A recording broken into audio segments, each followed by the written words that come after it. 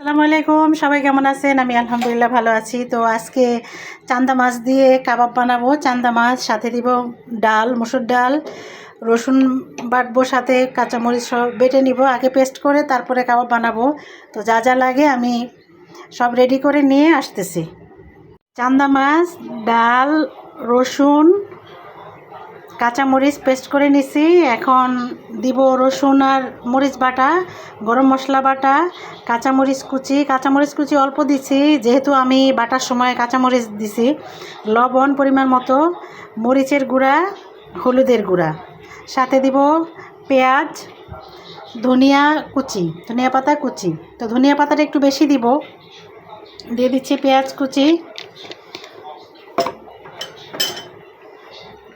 ধনিয়া পাতা কুচি,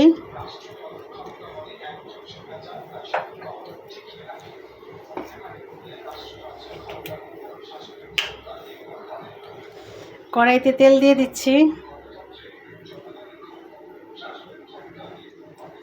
কাবাব ভাজতে একটু তেলটা বেশি লাগে, বেশি পরিমাণে দিলাম।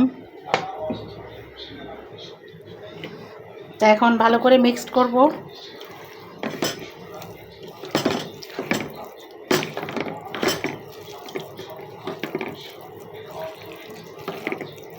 ছোট চান্দা মাছ বাটতে আমার বেশ কষ্ট হয়েছে, আর আমি বরাবরই পাটায় বেটেই করি, সব ব্লেন্ডারে করি না। পাটায় বেটে ভর্তা বলেন, তারপর কাবাব, সব আমি পাটায় বাটি।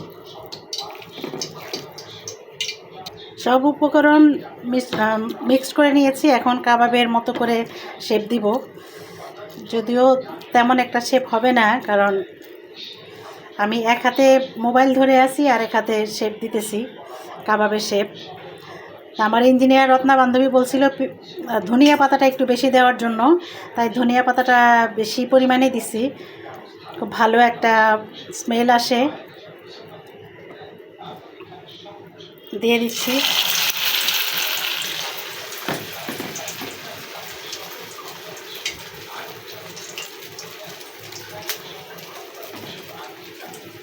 একটু বড় বড় করেই বানাচ্ছি।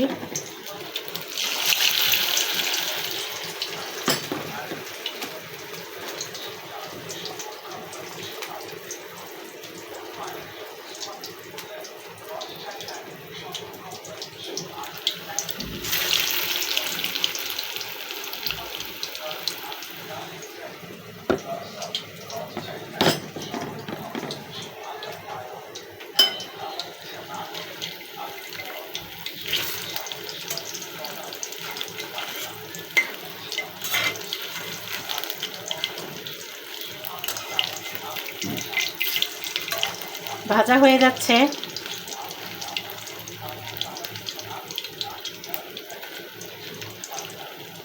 ভাজা হয়ে গেলে, লাল লাল হয়ে গেলে তুলে রাখবো। তো সবাই ভালো থাকবেন, আল্লাহ হাফেজ।